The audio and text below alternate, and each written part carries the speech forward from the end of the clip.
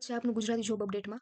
આજના વિડીયોમાં આપણે જાણવાના છીએ કે ઇન્ડિયા એક્ઝિમ બેંક દ્વારા જે ડેપ્યુટી મેનેજર માટેની પોસ્ટ માટે વેકેન્સી બહાર પાડવામાં આવેલી છે.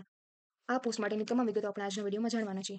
જેમ કે ફોર્મ ભરવાની શરૂઆત ક્યારથી થવાની છે, સ્ટાર્ટિંગ ડેટ શું છે, એન્ડિંગ ડેટ શું છે, રિટર્ન એક્ઝામ કઈ રીતે લેવાની છે, વેકેન્સી કેટલી રહેવાની છે, ત્યારબાદ મિનિમમ એજ કેટલી જોશે, ક્વોલિફિકેશન એન્ડ એક્સપિરિયન્સ શું રહેવાનો છે, સેલેરી શું રહેવાની છે, ત્યારબાદ એપ્લિકેશન ફીસ શું રહેવાની છે. આ તમામ મુદ્દા આપણે આ વિડીયોમાં કવર કરીશું. જેના માટે વિડીયો છેલ્લે સુધી જોવા નમ્ર વિનંતી છે. અને જે લોકો તો ચાલો વિડીયોની શરૂઆત કરીએ. Let's go. ઇન્ડિયા એક્ઝિમ બેંક દ્વારા જે ડેપ્યુટી મેનેજરની પોસ્ટ માટેની જે વેકેન્સી છે તેના માટે 26 જાન્યુઆરી 2026થી ફોર્મ ભરવાની શરૂઆત થવાની છે અને જેની છેલ્લી ડેટ છે 15 ફેબ્રુઆરી 2026. ત્યારબાદ નીચે સ્ક્રોલ કરશું. જે લોકો ફોર્મ ભરવા માંગે છે એ લોકોને ચેન્નઈ, કોલકાતા, મુંબઈ, ન્યૂ દિલ્હી અને ગુવાહાટી આ સિટી રહેલા છે ત્યાં એક્ઝામ દેવા આપવા માટે જવાનું રહેશે. આ એક્ઝામ ક્લિયર કર્યા પછી જે પર્સનલ ઇન્ટરવ્યૂ લેવાનું રહેશે તે મુંબઈ અને દિલ્હીમાં રહેશે. ક્લિયરલી મેન્શન કરેલું છે કે એક્ઝામિનેશન સેન્ટર છે એ ફ્યુચર એવી સિચ્યુએશન હશે તો ચેન્જીસ થઈ શકશે, એ ચેન્જીસ થવાની પોસિબિલિટી છે. ત્યારબાદ આપણે નીચે સ્ક્રોલ કરીશું કે જે ડેપ્યુટી મેનેજર માટે જે બેન્કિંગ ઓપરેશનનું કામ કરવાનું રહેશે. ટોટલ 20 જેટલી વેકેન્સી છે, જેમાં યુઆર માટે 10, એસસી માટે 3, એસટી માટે 1, ઓબીસી માટે 5 અને ઈડબ્લ્યુએસ માટે એક વેકેન્સી રહેવાની છે. ત્યારબાદ નીચે જેમાં ક્વોલિફિકેશન અને એક્સપિરિયન્સ જાણવાનો છે, જેમાં મિનિમમ 60% જે ગ્રેજ્યુએશનમાં તમે મેળવેલા હોવા જોઈએ અને મિનિમમ 3 યર ફૂલ ટાઈમ ડ્યુરેશનનું આપણે ગ્રેજ્યુએશન કરેલું હોવું જોઈએ. ત્યારબાદ નીચે જોઈએ તો પોસ્ટ ગ્રેજ્યુએશન, જેમાં MBA, PGDBA, PGDBM, MMS with finance, international business, chartered accountant, એમાં પણ મિનિમમ 60% માર્ક્સ તમારે મેળવેલા હોવા જોઈએ. ત્યારબાદ આપણે નીચે સ્ક્રોલ કરીએ, જેમાં એક્સપિરિયન્સ આપેલો છે, જેમાં minimum 1 year of post qualification.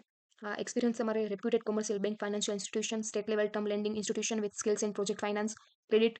ત્યારબાદ આ રીતે એક્સપિરિયન્સ રહેવાનું રહેશે. ત્યારબાદ નીચે આપણે જેમાં એજ લિમિટ આપેલી છે, તમારા અકોર્ડિંગ તમે જોઈ શકો છો કે એસસી, એસટી, ઓબીસી જનરલ માટે શું એજ લિમિટ રહેવાની છે, જેમાં age limit not below 21 years and not above 28 years. Okay, તો 21 વર્ષથી નીચે નહીં અને 28 વર્ષથી ઉપર નહીં, આ વચ્ચેની એજવાળા લોકો ફોર્મ ફિલઅપ કરી શકે છે. ત્યારબાદ નીચે આપણે જોઈએ તો આની સેલેરી રહેવાની છે. ત્યારબાદ નીચે officers will be eligible for allowances benefit, જે બી અલાઉન્સીસ અને બેનિફિટ્સ મળે તેના માટે બધા જેનું સિલેક્શન થશે એલિજિબલ રહેશે. ત્યારબાદ નીચે આપણે સ્ક્રોલ કરશું.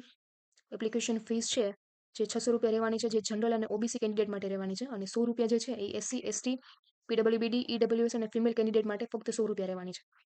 તમામ ફિમેલ કેન્ડિડેટ માત્ર 100 રૂપિયામાં ફોર્મ ફિલઅપ કરી શકે છે અને બધા જનરલ અને ઓબીસી કેન્ડિડેટ્સ એમને 600 રૂપિયા ફી પે કરવાની રહેશે.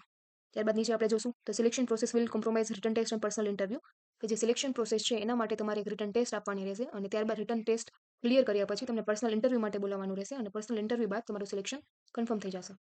The date and timing of the written test will be advise to the eligible candidates, એ આગળ તમને જણાવવામાં આવશે. ત્યારબાદ આપણે નીચે જોશું તો જનરલ ઇન્સ્ટ્રક્શન્સ ટુ કેન્ડિડેટ્સ આપેલા છે કે જે એક્ઝામ છે એ 2 કલાક અને 30 મિનિટ એટલે કે 2.5 કલાકની એક્ઝામ રહેવાની છે. ત્યારબાદ અમુક ડોક્યુમેન્ટ જે છે એ તમારી સાથે લઈ જવાના થશે. રાશન કાર્ડ અને લર્નર્સ ડ્રાઇવિંગ લાયસન્સ છે એ નોટ વેલિડ આઈડી પ્રૂફ, એ આઈડી પ્રૂફ માટે વેલિડ નહીં ગણવામાં આવે. એની જગ્યાએ પાન કાર્ડ છે, પાસપોર્ટ છે, પરમિનન્ટ ડ્રાઇવિંગ લાયસન્સ છે, વોટર કાર્ડ છે, બેંકની પાસબુક વિથ ફોટોગ્રાફ છે, આ બધા ડોક્યુમેન્ટ ચાલશે એઝ એ આઈડી પ્રૂફ. ત્યારબાદ આપણે એક્ઝામિનેશન સેન્ટર્સ જોઈ લીધા છે. ત્યારબાદ નીચે જશું તો